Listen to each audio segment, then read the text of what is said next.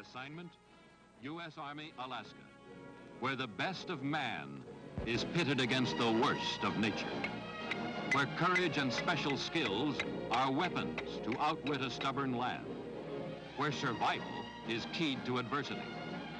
Alaska, America's last frontier and the first line of our national defense.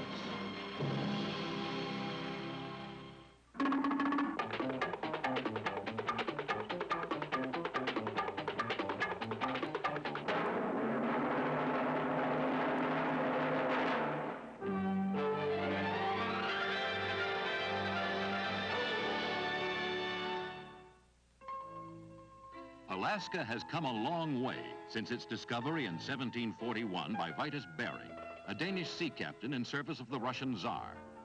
Russian fur traders and trappers followed, building scattered settlements along the coast. Traces of the Russian period still remain.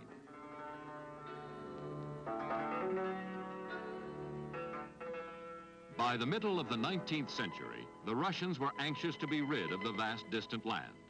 And on March 30th, 1867, Secretary of State William Seward arranged purchase of the territory for $7.25 million, or about 2 cents an acre. Even so, many Americans called it Seward's folly and suggested that he might now want to purchase Iceland and Greenland. They were not far off. Seward said that Alaska, Greenland, and Iceland were all important to America's defense. He was the first to recognize the strategic importance of the polar region. In mid-October, with a Marine Honor Guard participating in the ceremonies at Sitka, U.S. Army officials accepted the territory for the United States. General Jefferson Columbus Davis became commander of the military district. For the next 10 years, the Army had the responsibility of governing the land in the absence of civilian rule. With almost no communications and transportation facilities, such semblance of government as there was exercised by the commanding general of the troops at Sitka.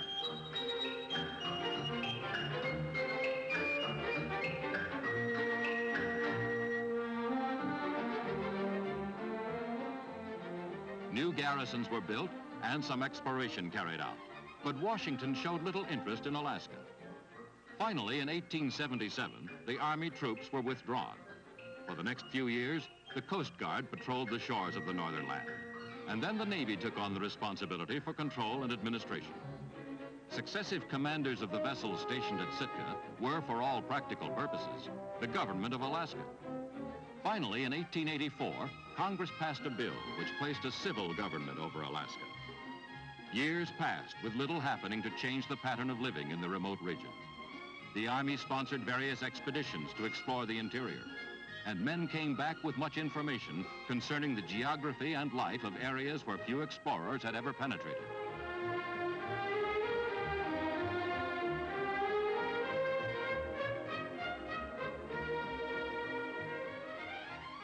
During this period, Marine shipboard detachments helped keep law and order in the new territory.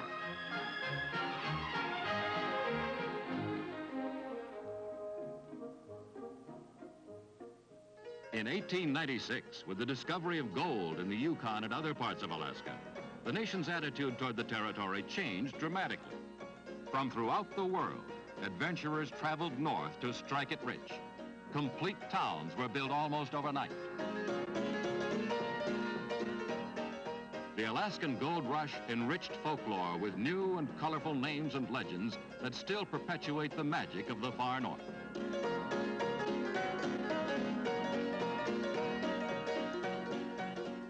Once again, the Army was called north to help in law enforcement and to provide relief and medical aid in emergencies.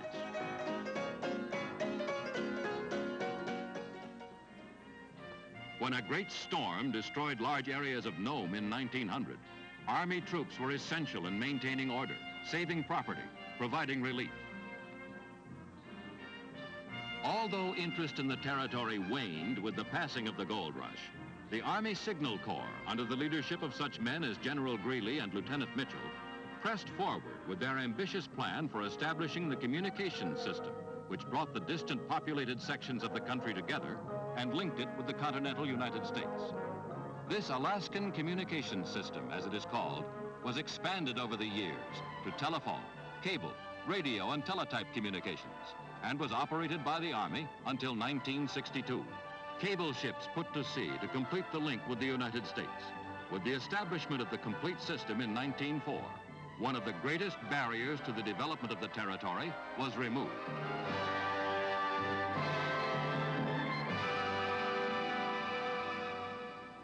In the early 1930s, destitute farmers from the northern United States arrived under a government-sponsored resettlement program. Some became prominent residents, but Alaska remained primarily a forgotten, neglected area. World War II changed that. Japanese troops occupied Attu and Kiska in the Aleutian Islands, the first enemy occupation of American soil since 1814. A year later, the United States struck back. At last, we understood the importance of Alaska. Seward had proved himself not only a shrewd statesman, but a far-sighted strategic planner. America would never turn its back on its northern territory again.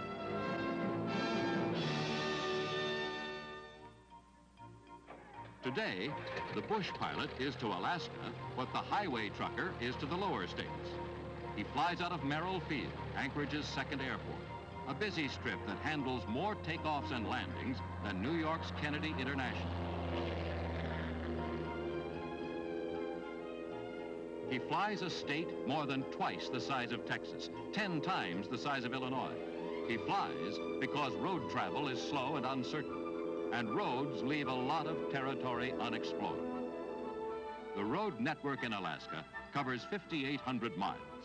Of this, only 1,300 miles are hard-surfaced. Alaska's one railroad runs from the port of Seward through Anchorage to Fairbanks. In contrast, there are more landing strips in Alaska than miles of railroad. More than 600 strips are sprinkled throughout the state. The immense face of our largest state is composed of countless mountain ranges. Vast stretches of low tundra, and a longer coastline than that of the original 48 states. In today's Alaska, the Army, long a partner in the development of this northern land, maintains a key link in the overall defense of the Western Hemisphere.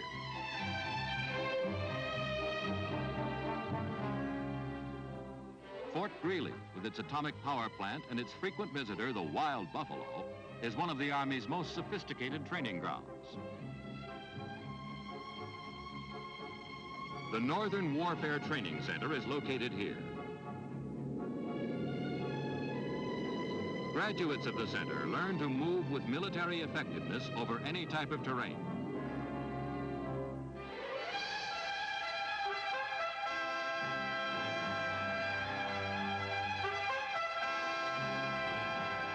Fort Greely is also an ideal location for the Arctic Test Center. The center uses U.S. Army Alaska facilities in the frigid winters to prove material and equipment.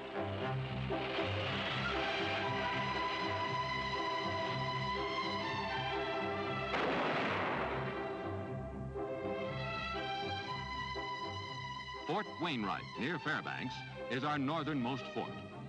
Temperatures here range from 75 below zero to as high as 90 degrees. Troops keep in condition for field training to come. Training designed to overcome the adverse effects of extreme cold on both men and equipment. Special attention is given to clothing and how to prevent cold injury while moving and working when the bottom drops out of the thermometer. Only men in top physical condition can battle cold and conquer mountains. A soldier assigned here soon discovers that his personal gear spells survival.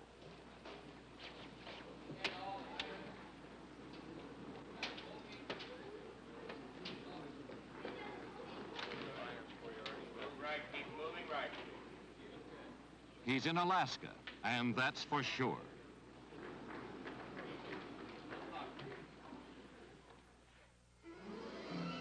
Fort Richardson, a few miles north of Anchorage, is headquarters for U.S. Army Alaska. operationally combined with the Navy and Air Force in the Alaska Command for defense of the Far North region. Special exercises produce the information needed for preparation of field manuals on both summer and winter operations. They are also excellent tests of combat effectiveness and specialized warfare skills in the Arctic environment. Here, the commanding general attends a conference for the planning of such an exercise. We had a good flight, a good reconnaissance with the commanders. G3 will brief you. Go ahead. Gentlemen, Punch Card 9 will be a joint exercise with the Air Force and the National Guard. Fort Wainwright will be the assembly area and staging base for the tactical units involved in the exercise. Alaska is not always cold and snowbound. Summers are a delight. Temperatures hitting 90 degrees with 19 hours of light each day. But summer does not mean idleness for the soldier. His varied training includes learning to move over rough country, vertically as well as horizontally.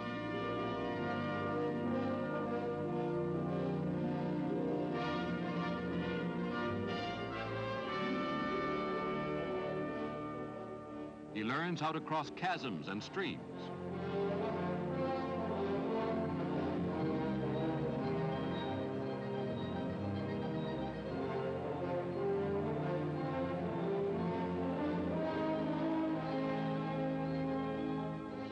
During the warmer months, cross-country vehicular movement becomes extremely difficult.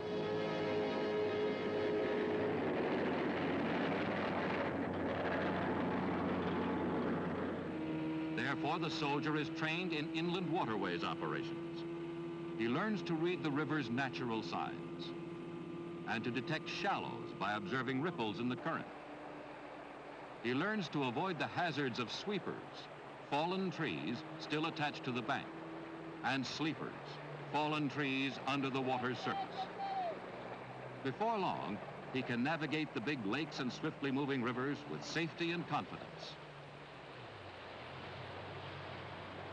Take a man out. Everybody out.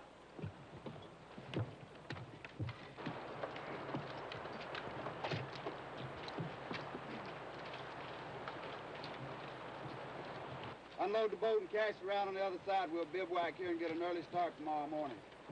And the primary trade of the soldier, combat, is not neglected. The exercises are rugged and realistic.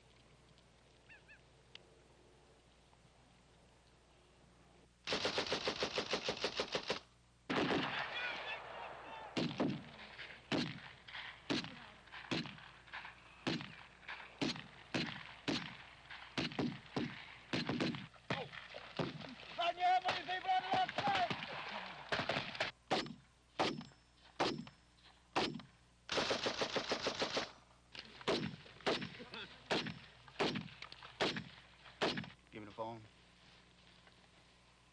Red Rover, Red Dog, over. Red Dog, Red Rover. This is Red Dog under enemy fire at last point. Request instructions, over. Red Dog, Red Rover suggests hold cover. Take aggressor in light action, over. This is Red Dog, Roger, out. Johnson, take the grenades and move around the far right. We'll draw the fire from here. The far right.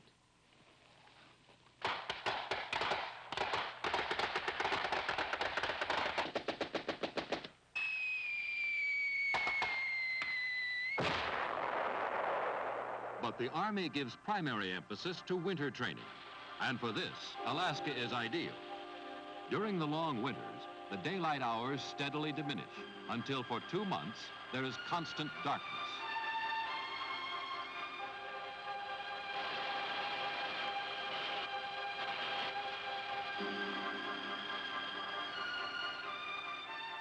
The soldier soon learns that much of his early training is spent in learning how to get from here to there.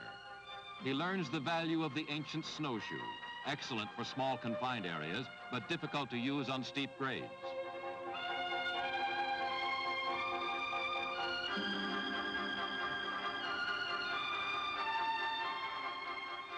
He gets a thorough grounding in how to move on skis. This includes military downhill skiing and fighting techniques in high winds and poor visibility.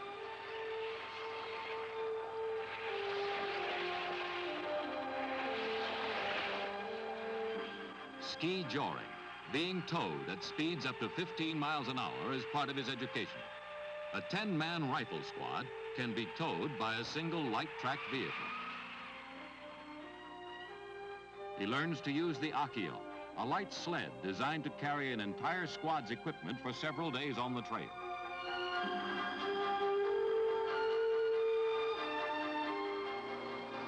He may get to operate some of the new snow machines undergoing Army tests.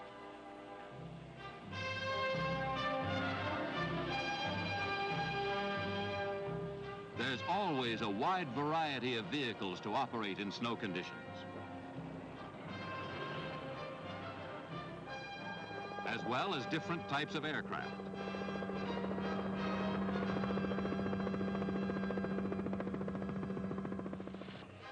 Combat training in the snowy environment is heavily stressed.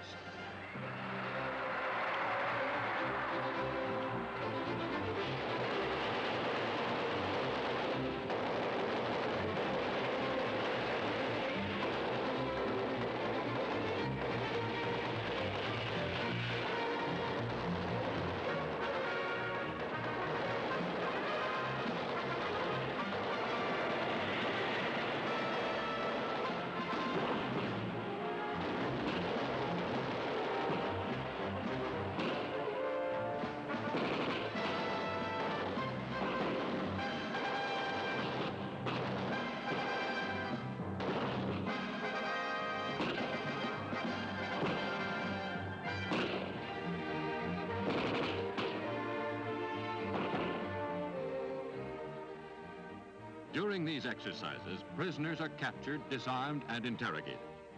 Although normally attempted escape from prisoner of war camps would be part of the game, the rules of most winter exercises preclude this to avoid subjecting men to possible isolation and cold injury. Exercises such as this one have proved that with proper training, proper equipment, and good leadership, troops can operate under the most adverse Arctic winter conditions. In Alaska, as elsewhere, defense is not always a military matter. It is concerned as well with protecting and conserving the precious gifts of nature. The Wildlife Museum at Fort Richardson is the finest in the north. Black bear out here and transporting our bear around. Once in a while you'll see our vehicle out here and you might see the cage in it with a black bear in it. You wonder what's happened to that bear? Well, the only problem is we got too many in one location. So the first thing we got to do is capture the bear and take it out here and put it somewhere where we don't have many bear. This is just overpopulated. We just moved to another area where they got more food and more terrain to run around with. Children, I don't know if you've all had a chance here yet or not, or even know about it. But here on Fort Richardson, we have a large cooling pond out here where we raise our own fish. This year, we've raised 320,000 king and silver salmon out here. We've fin clipped each and every one of these salmon, released them out here in the stream. Now, you want to know why we fin clip them? That's the first question we'd have. We fin clip them so we got a marking on them, so 2 to 3 years later, when we come back, we catch them, we'll know exactly where they came from. At the Army Alaska Field Station near Fairbanks, Army scientists have tunneled back into time in search for clues to man's prehistory. Notice the wood is well preserved. It hasn't been petrified or altered in any manner. It has been carbon dated to about 14,000 years. To understand the present, one must study the past. Still another Army involvement in Alaska is to ensure an endless and ready supply of fuel to our air and ground forces. Defensive aircraft alone consume over 50 million gallons of fuel every 4 months.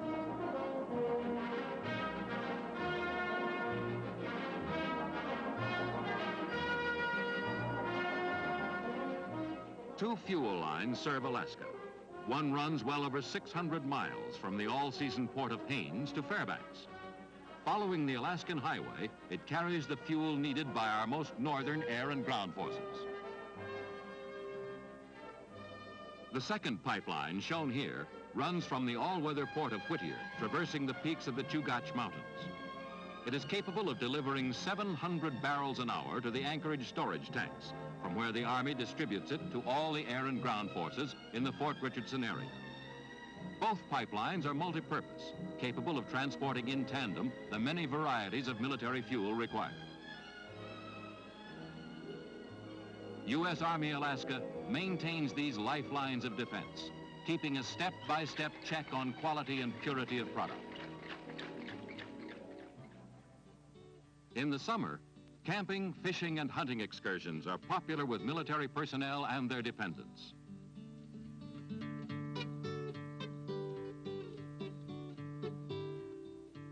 Salmon and trout fill the streams, and a variety of game is found everywhere.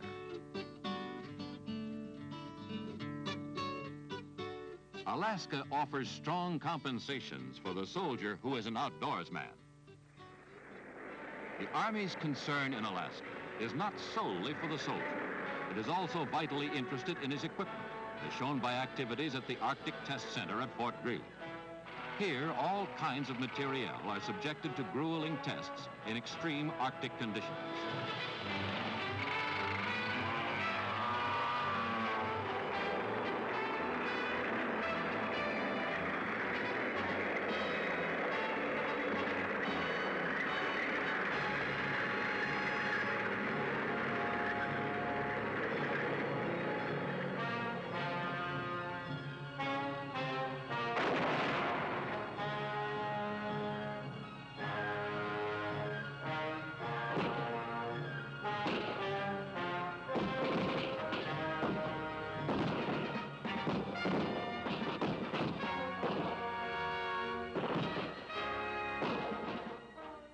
In Alaska, the Army also conducts, participates in, and supports many kinds of research efforts.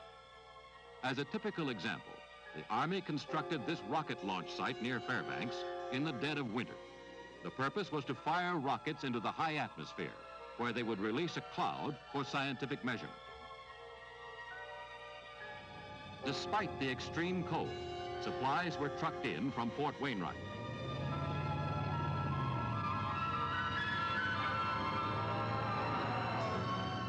A shelter was erected for the crew, and preparations for the experiment began. On test day at the Launch Control Center, the countdown is on.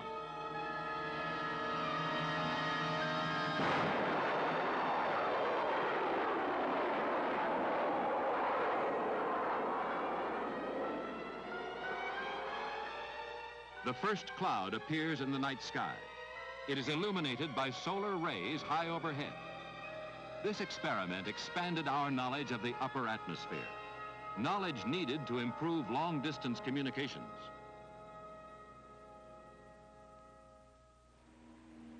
Contributing to the defense of Alaska is a unique intelligence organization, the Eskimo Scout. As a full-time soldier in Alaska's National Guard, he is on constant duty. During his regular hunting day, he is on the lookout for unusual movements or incidents. He serves with loyalty and uncanny instinct along Alaska's 33,000 miles of coastline. The intelligence information is transmitted to Fort Richardson in a matter of minutes for a decision. Alert intelligence, instant communications. Still another facet of the helping hand characterizing the military in Alaska. The U.S. Army Alaska also ensures that all Army Reserve components maintain the required degree of readiness, administers the Alaskan ROTC program, supports civil defense activities, and performs search and rescue operations. Roger. For the soldiers who man the remote Alaskan air defense sites, a part of the North American Air Defense Command, there is an added sense of urgency. Capability for immediate response is vital, for early warning could be very brief indeed. These mountaintop sites, small cities within themselves, are often inaccessible by road. Here a chaplain pays a weekly call. Within the concrete blockhouse, a small chapel provides a haven for the men's spiritual needs. For more mundane requirements, the troops' quarters and command center contain all modern living facilities.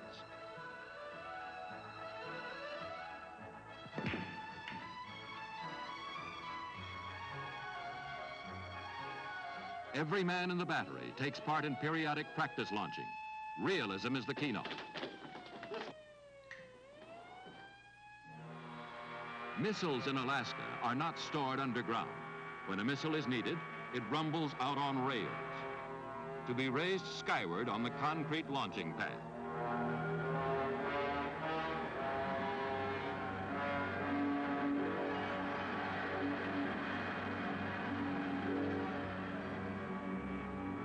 Air defense is an all-weather responsibility.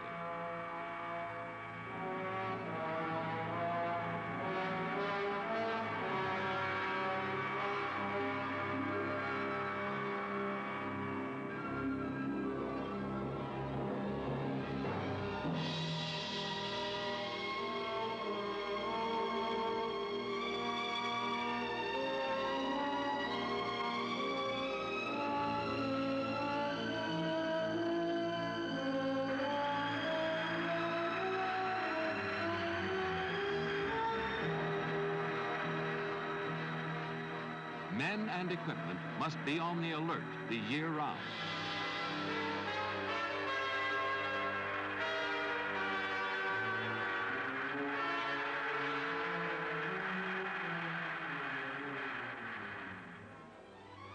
The soldier in Alaska lives a vigorous, rugged life. The skills he learns are many. He enjoys some of the world's most impressive scenery. He knows the especial comradeship of those who share hardship. But perhaps most important of all is development of the self-confidence and resourcefulness that is the price of survival in this big country to the north.